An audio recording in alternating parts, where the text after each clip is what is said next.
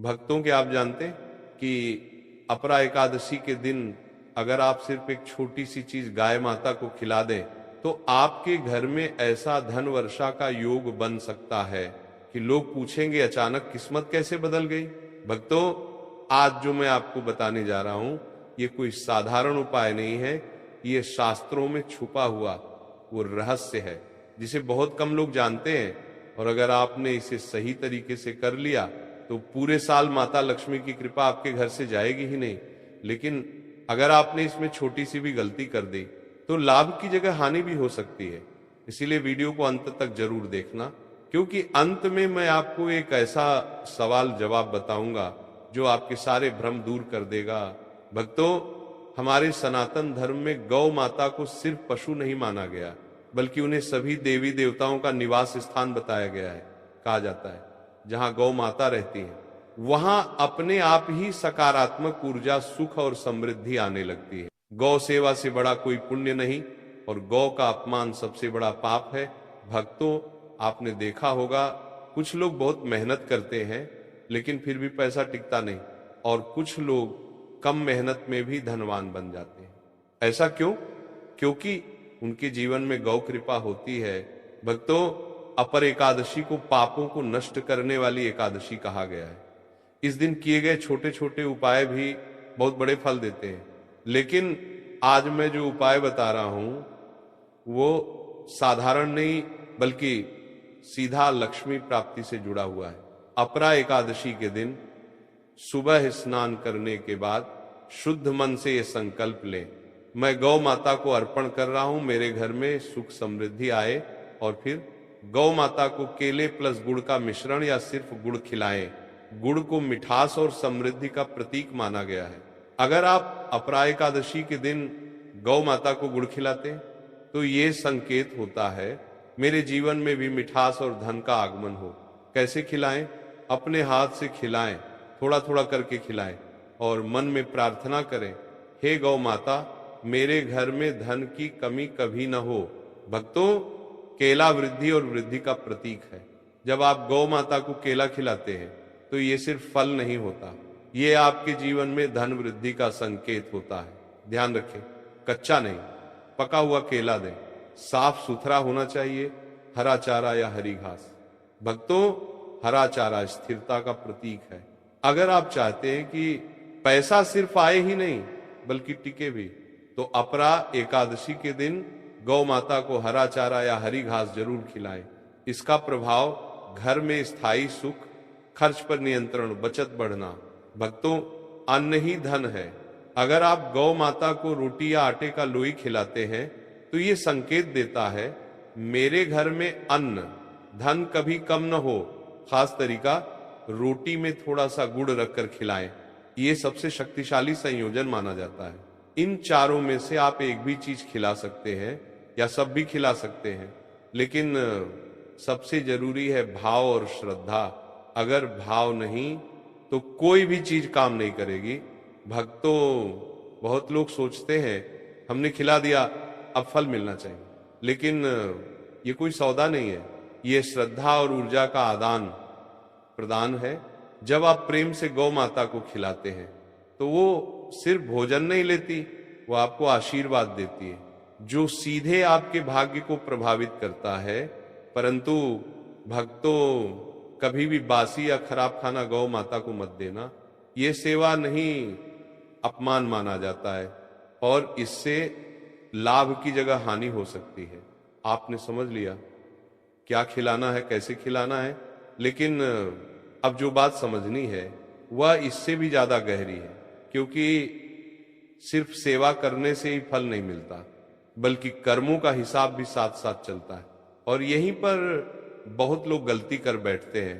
भक्तों, गौ माता को सताना, मारना या उन्हें अनदेखा करना, ये केवल एक गलत व्यवहार नहीं है, ये गंभीर कर्म दोष बन जाता है। जिस घर में गौ का अपमान होता है वहां लक्ष्मी टिकती नहीं। ये संसार एक नियम पर चलता है, जैसा कर्म वैसा फल। अगर कोई व्यक्ति गौ माता को मारता है, उन्हें भूखा रखता है या उन्हें तिरस्कार से देखता है तो उसका प्रभाव सिर्फ उसी तक सीमित नहीं रहता, वो उसके परिवार और आने वाली पीढ़ियों तक जाता है। भक्तों, शास्त्रों में बताया गया है हमारे कर्म सिर्फ हमारे नहीं होते, वे हमारे पूर्वजों और वंश से भी जुड़े होते हैं।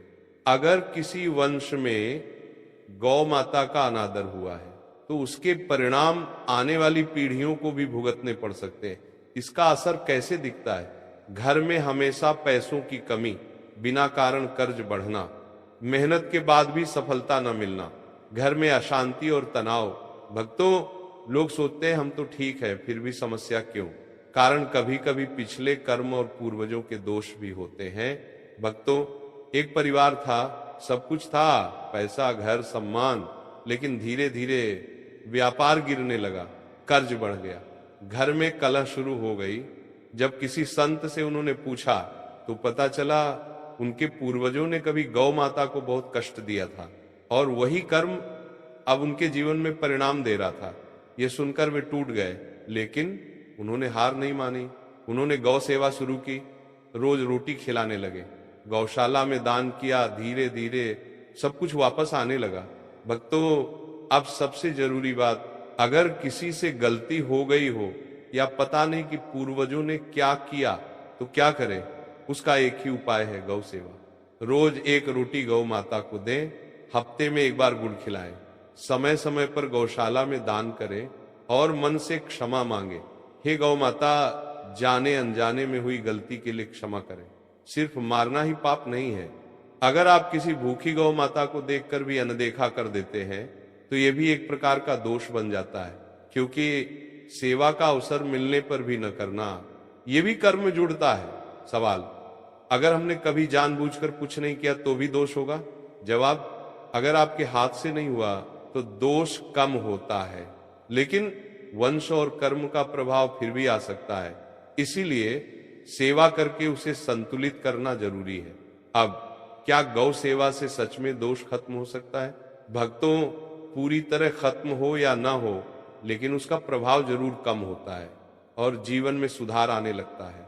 गौ माता कुछ नहीं मांगती, न बड़ा भोजन, न कोई दिखावा, उन्हें सिर्फ थोड़ा सा प्रेम चाहिए और बदले में वह आपको आशीर्वाद देती है जो आपके जीवन की दिशा बदल सकता है। और भक्तों, आपको समझ में आने लगा होगा कि सेवा, कर्म और भाग्य तीनों एक दूसरे से जुड़े हुए हैं, लेकिन अब जो बात सामने आने वाली है वो इससे भी ज्यादा गुप्त है, क्योंकि अब बात सिर्फ कर्म या सेवा की नहीं बल्कि संकेतों की है। हाँ भक्तों, ऐसे संकेत जो ये बताते हैं कि माता लक्ष्मी आपके घर में प्रवेश करने वाली हैं या नहीं, और बहुत कम लोग इन संकेतों को पहचान पाते हैं। अब मन को पूरी तरह शांत कर लीजिए, क्योंकि आगे जो समझ में आने वाला है वह सीधे आपके जीवन की दिशा तय कर सकता है। भक्तों, अब तक आपने समझ लिया सेवा क्या है, क्या खिलाना है, कर्म और उसका फल कैसे काम करता है, लेकिन अब जो समझना है वो और भी गहरा है, क्योंकि गौ माता से मिलने वाला आशीर्वाद सिर्फ सेवा से ही नहीं बल्कि उनके पूरे पालन पोषण और सम्मान से मिलता है। शास्त्रों में गौ माता के दूध को अमृत कहा गया है, क्योंकि ये केवल शरीर को ही नहीं बल्कि मन और बुद्धि को भी शुद्ध करता है। प्रेमानंद जी महाराज कहते हैं, जहां गौ का दूध आदर से उपयोग होता है वहां दरिद्रता टिक नहीं सकती। घर में शुद्धता आती है, सकारात्मक ऊर्जा बढ़ती है, निर्णय लेने की क्षमता सुधरती है, और भक्तों, सही निर्णय ही धन का सबसे बड़ा कारण होता है। भक्तों, गौ माता का दही और घी सीधे माता लक्ष्मी से जुड़ा हुआ माना गया है। अगर आपके घर में नियमित रूप से दही जमता है, घी का उपयोग होता है, तो ये संकेत होता है ये घर संपन्नता की ओर बढ़ रहा है। परंतु ध्यान रखने वाली बात, दूध दही का कभी अपमान न करें, बर्बाद न करें, हमेशा कृतज्ञता के साथ उपयोग करें। अब सबसे महत्वपूर्ण बात, गौ माता से भी ज्यादा उनके बछड़े की सेवा को पुण्यदायक माना गया है। क्यों? क्योंकि बछड़ा भविष्य का प्रतीक है और जो भविष्य की सेवा करता है उसका भविष्य कभी कमजोर नहीं होता। बछड़े को प्यार से सहलाएं, उसे पहले दूध पीने दें, उसे भूखा न रखें। ये छोटा सा कार्य आपके जीवन में अप्रत्याशित धन वृद्धि का कारण बन सकता है। भक्तों, बहुत लोग सेवा तो करते हैं लेकिन एक चीज भूल जाते हैं, सफाई। अगर आप गौ माता की सेवा करते हैं लेकिन उनका स्थान गंदा है तो समझ लीजिए आधा पुण्य वहीं समाप्त हो जाता है। जहां स्वच्छता होती है वहीं लक्ष्मी का वास होता है। जब आप गौ माता का पालन करते हैं, उनका दूध दही सेवा आदर से करते हैं, तो आपके जीवन में 3 चीजें बदलती हैं। घर में सकारात्मकता आती है, पुराने दोष कम होने लगते हैं, सही निर्णय आने लगते हैं, और यही तीनों मिलकर धन को आकर्षित करते हैं। भक्तों, लोग सोचते हैं कोई टोटका कर लो और पैसा आ जाएगा, लेकिन असली धन वही पाता है जो सेवा, सम्मान और संतुलन समझता है। अब तक आपने जो सुना वह कोई साधारण ज्ञान नहीं था, ये जीवन को बदलने वाला मार्ग है। आपने समझा क्या खिलाना है, कैसे सेवा करनी है, कौन से कर्म आपको ऊपर उठाते हैं और कौन सी गलतियां आपको पीछे ले जाती हैं। लेकिन अब जो समझना है वो सबसे अंतिम और सबसे महत्वपूर्ण सत्य है। भक्तों, गौ सेवा कोई उपाय नहीं है, ये जीवन जीने का तरीका है। जब तक आप इसे सिर्फ धन पाने का साधन मानते रहेंगे तब तक इसका पूरा फल नहीं मिलेगा। लेकिन जिस दिन आपने इसे प्रेम और कर्तव्य मान लिया, उस दिन से आपका भाग्य बदलना शुरू हो जाएगा। गौ माता का आशीर्वाद कैसे काम करता है? बहुत लोग पूछते हैं आशीर्वाद दिखता क्यों नहीं? सुनिए ध्यान से, गौ माता का आशीर्वाद अचानक चमत्कार नहीं करता, वो धीरे धीरे आपकी किस्मत को सही दिशा में मोड़ता है। कैसे? अचानक सही अवसर मिलना, सही लोगों से मिलना, गलत फैसलों से बचना, घर में शांति आना, और भक्तों यही सब मिलकर धन और सफलता का रास्ता बनाते हैं। आज का इंसान सिर्फ धन चाहता है, लेकिन अगर धन के साथ शांति न हो तो वह धन भी दुख का कारण बन जाता है। गौ सेवा आपको सिर्फ पैसा नहीं देती, वो आपको देती है संतोष, सुख और मन की शांति।